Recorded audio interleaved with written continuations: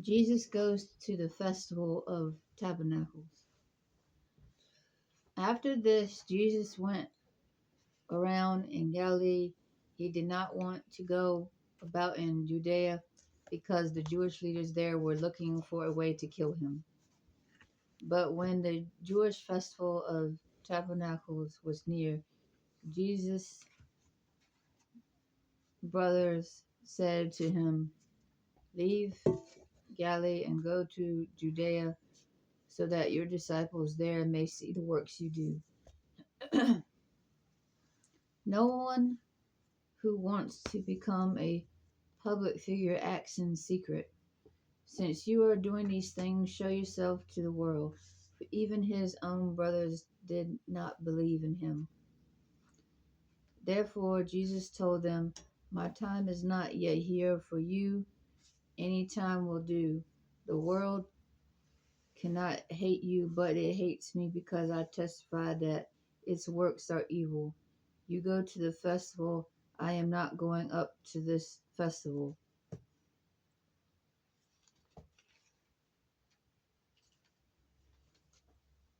because my time has not yet fully come." After he had said this, he stayed in Galilee. However, after his brothers had left for the festival, he went also, not publicly, but in secret. Now at the festival, the Jewish leaders were watching for Jesus and asking, "Where is he?"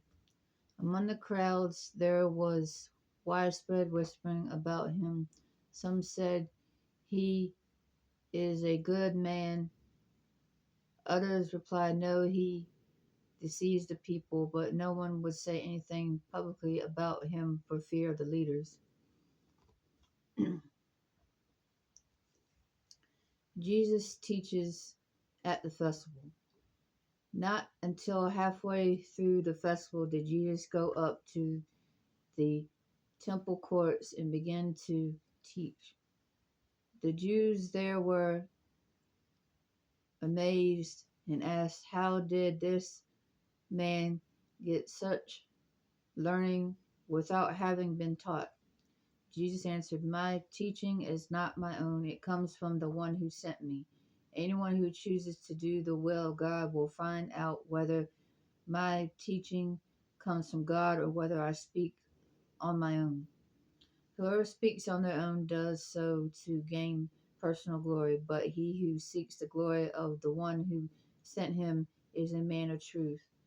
There is nothing false about him. Has not Moses given you the law? Yet not one of you keeps the law. Why are you trying to kill me?"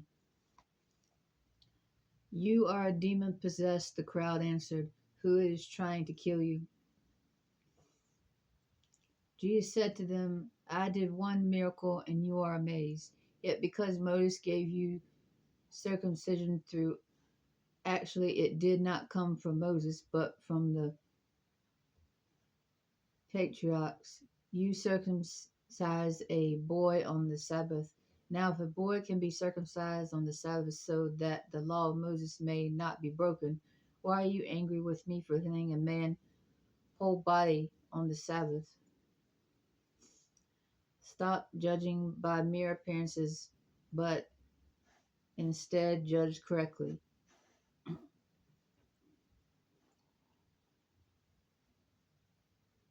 Division over who Jesus is.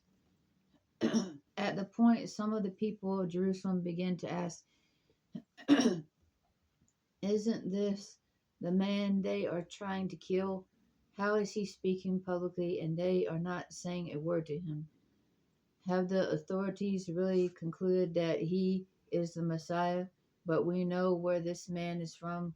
When the Messiah comes, no one will know where he is from."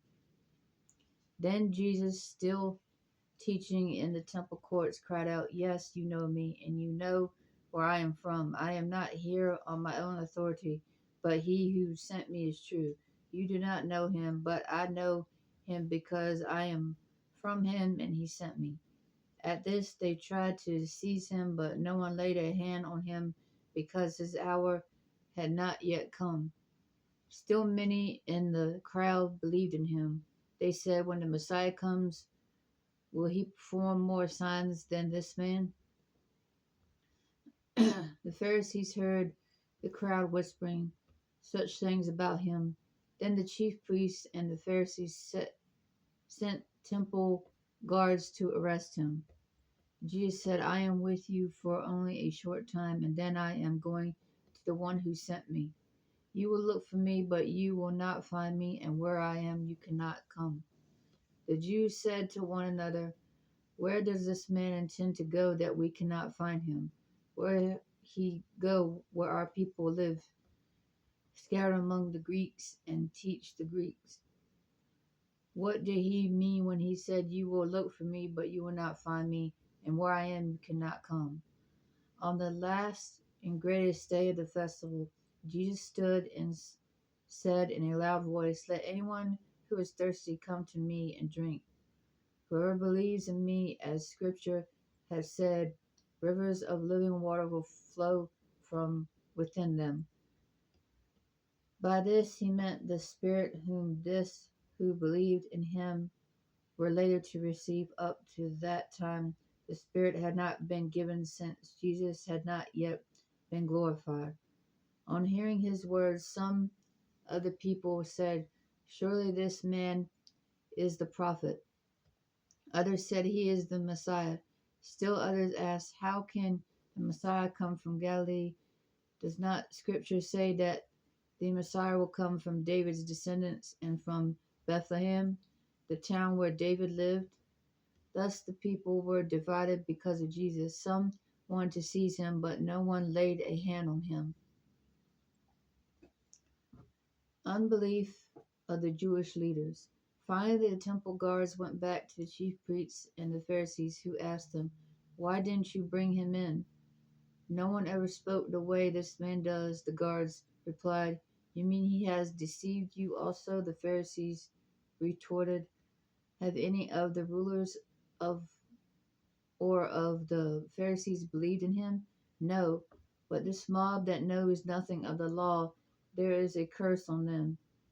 Nicodemus, who had gone to Jesus earlier and who was one of their own number, asked, "Does our law condemn a man without first hearing him to find out what he has been doing?" They replied, "Are you from Galilee too? Look into it, and you will find that a prophet does not come out of Galilee."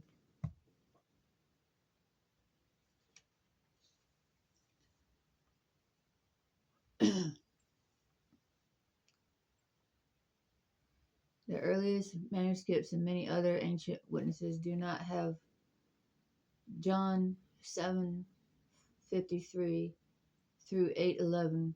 A few manuscripts include these verses wholly or in part after John 7:36, John 21:25, John 21:25, Luke 21:38, or Luke 24:53.